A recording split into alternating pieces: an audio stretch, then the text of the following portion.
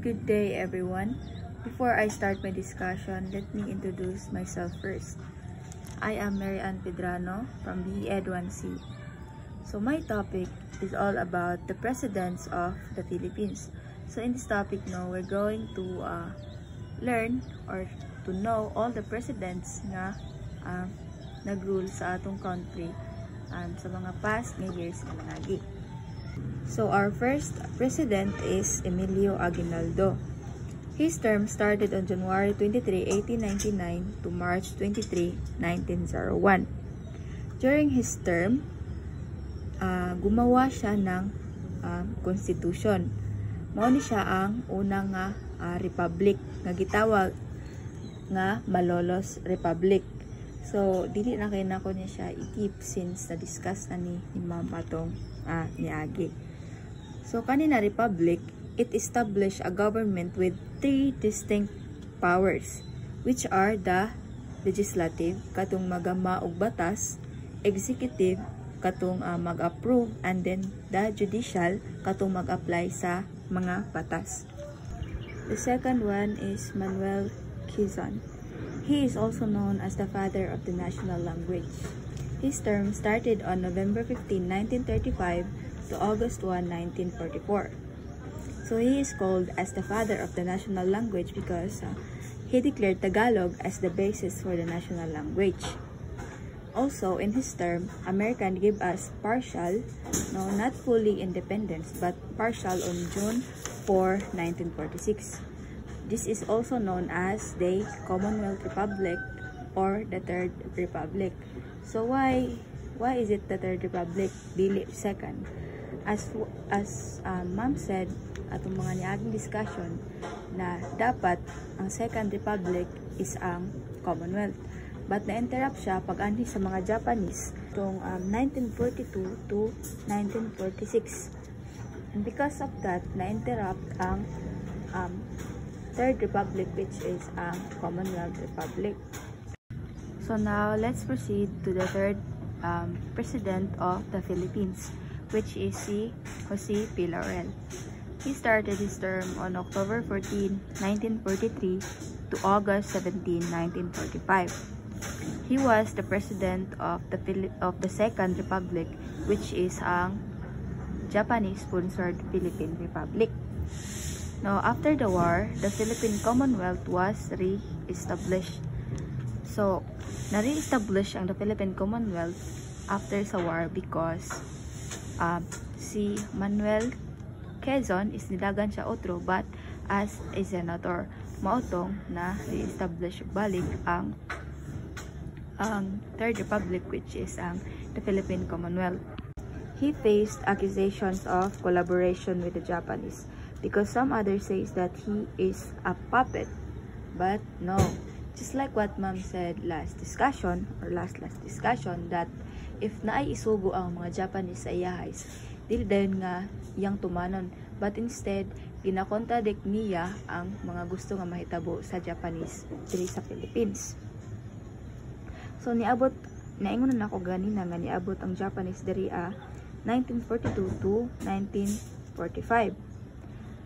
And then after that, wala sila or hindi sila nagtagumpay dahil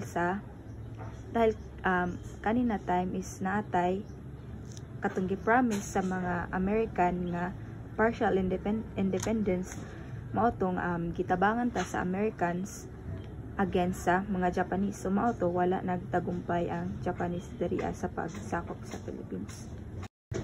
And now let's proceed to the fourth president of the Philippines, which is Sergio Osmeña. He started his term on August 1, 1944 to May 28, 1946. He was the first Visayan who became a president. He became the second president of the Philippine Commonwealth after pagkamatay or after the sudden death ni Manuel Quezon. President siya sa the Philippine Commonwealth until the election of 1946 when he was defeated by Manuel Rojas. He was the Secretary of Republic Institution, or also known today as the Department of Education. And the next one is si Manuel Rojas. His term started on May 28, 1946 to April 15, 1948. He was the first president of the Third Republic, the first president because diri asa ang nahitabuan ni sa July 4, 1946 is gitagaan na ta or fully independent sa from the Americans. So pinakauna siya na president sa the Third Republic, which is the Commonwealth, because kanina time is free na gid no, unlike sa kay Manuel Quezon is dili pa ta, partial lang to siya, but diri asa kang Manuel Rojas is fully independent sa from the Americans. Also, he freed many accused individual, isa na doon si Jose P. Laurel, through Proclamation number 51. Proclamation number 51 means forgiveness to Filipinos who had worked with Japanese during World War II. But katong mga individuals nga nag-commit og serious crime like pagpatay or kanang mga crimes na serious, dili sila appeal, but only katong mga individuals including the former president si Jose P. Laurel na-accused lang during ato na time. And the 6th president of the Philippines is si Elpidio Quirino. His term started on April 17, 1948 to December 30, 1953. Katong time ni Jose P. Laurel is he refused to join the Japanese sponsored or the puppet government, which is when he was captured by the Japanese military, he got imprisoned, and also his wife, son, and daughter got killed by the Japanese military during atong Battle of Manila in early 1945. He is also called as the father of the Philippines industrialization. He established several industrial plants at strategic places in the country to boost up its economic resources. For example, ani is katong hydroelectric project in Lanao. It provides a source of electricity, contributing to the nation's energy needs. And the next one is si Ramon Magsaysay. His term started on December 30, 1953 to March 17, 1957. He is also known as the man of masses. Why? Because Ramon Magsaysay is close to the ordinary Filipino people. And during his time, he defeated the Hukbong Bayan laban sa mga Hapon, or also known as the Hukbalahap. So, kaning Hukbalahap is, ang mga members ani is katong mga poor nga people nga gusto nila matagaan sila og mapuy-an, gusto nila nga matagaan sila pansin sa government. So kanina rebellion is nabuo ni sila atong sa time ni Jose P. Laurel katong the Second Republic, which is katong the Japanese sponsored republic. So pag abot sa time ni Ramon Magsaysay is na-stop na siya na rebellion. Kay just like what I have said kaganina nga si Ramon Magsaysay is he was a great leader sa mga poor people because iyan silang gitagaan og pansin and gi-improve niya ang kinabuhi sa mga poor Filipino people. Now let's proceed to Carlos P. Garcia. He was the 8th President of the Philippines and the 3rd President of the Third Republic. His term started on March 18, 1957 to December 30, 1961. He established the Filipino First, which gives Filipino business and industries over foreign countries. So, diri sa term ni Carlos P. Garcia is dili siya gusto nga kita as Filipinos mag-rely sa lain na country, especially sa US when it comes to business. Kung baga ang gusto niya is tangkilihin ang sariling atin. The next one is si Diosdado Macapagal. His term started on December 30, 1961 to December 30, 1965. He moved the Independence Day from July 4 to June 12. Ana pa siya is kanidaw na time is mao daw ni pag-declare ni Emilio Aguinaldo nga free na ta from the Spaniard. The next one is Ferdinand Marcos Sr. His term started on December 30, 1965 to February 25, 1986. So in his first term, it was called the Golden Era.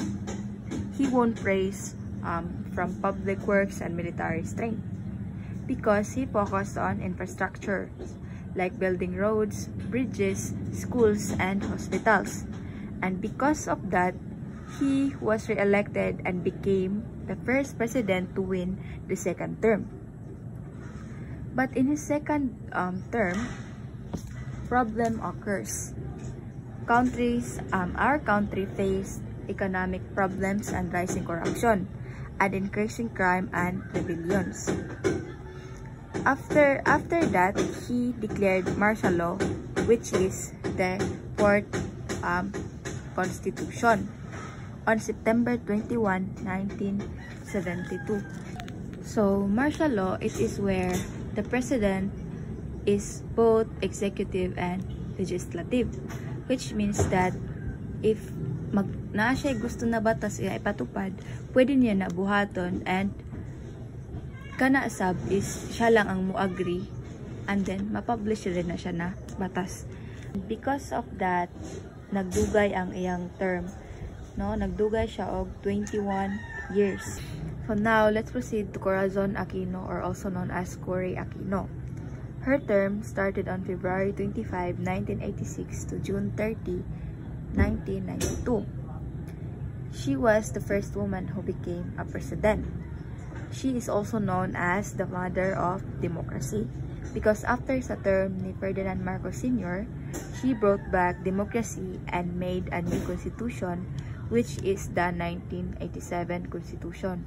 So, mauna ni siya ang pangkalima nato na republic.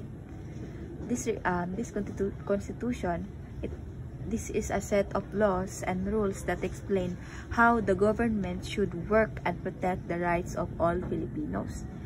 She separated the presidents, Congress, and the court again. So, during the term of Ferdinand Marcos Sr., katong martial law is kani si Cory Aquino, mo ni siya ang kibali leader sa EDSA, or the People Revolution. So because of that, napatanggal or natanggal si Marcos as president, and then nahuman ang martial law. So after ato is siya ang givote sa mga tao para mahimog next president sa Philippines. The next one is si Fidel V. Ramos. His term started on June 30, 1992 to June 30, 1998. He was a general in the armed forces of the Philippines. He also helped to lead the People Power Revolution nga nahitabo atong term ni Ferdinand Marcos Sr. When he became a president, the country's economic growth.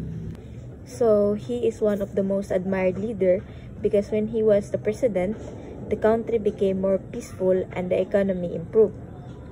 He also pushed for the peace by negotiating with the rebel groups, reducing internal conflict. So just like what Ramon Magsaysay did sa iyang term, is giingani po ang pagdala ni Fidel V. Ramos sa iyang term. The next one is Joseph Estrada, also known as Erap. His term started on June 30, 1998 to January 20, 2001.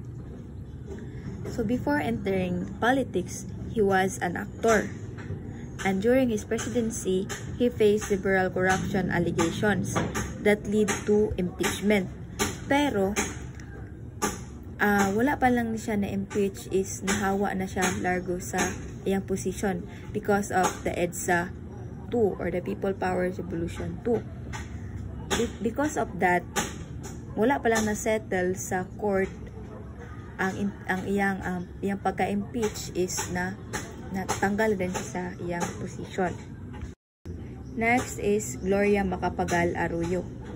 Her term started on January 20, 2001 to June 30, 2010. She was the vice president during Estrada's presidency. She was the daughter of former President Diosdado Macapagal. So, she introduced policies that helped stabilize and grow the economy, also tried to improve the government efficiency and reduce corruption. The fifth president of the Philippines is si Benigno Noynoy Aquino III. His term started on June 30, 2010 to June 30, 2016. He was the son of former President Corazon Aquino. He worked hard to clean up corruption in the government and also during his term, the economic growth. And the next president of the Philippines is si Rodrigo Duterte, also known as Digong. His term started on June 30, 2016 to June 30, 2022. He is known for his strong leadership style. He established the war on drugs, where many drug suspects are arrested and thousands died during the policies operation, also known as the bypass operation. He also established the Build, Build, Build program. So we all know during his term or presidency, our country is very peaceful. Gamay ra ang case sa crime, walay mga addicts, unlike sa nahitabo karon. And also sa una pod is nihinlo ang atong country and daghay mga infrastructure nga nangatukod. We can really say that Digong is a great leader sa atong country sa una. We can see the difference sa una og sa karon sa pamumuno ni Marcos. So now let's proceed to the last and current president of the Philippines, which is si Ferdinand Marcos Jr. His term started on June 30, 2022 until now. He was the son of Ferdinand Marcos Sr. who ruled the Philippines for 21 years during his term. So, daw na term ni Marcos is Jr. It focuses on economic recovery, infrastructure development, and national unity, aiming to improve the country's growth and stability. And also, Marcos Jr. belongs to the 5th Constitution, which is the 1987 Constitution. That's all for my report. I hope you learned something. Thank you.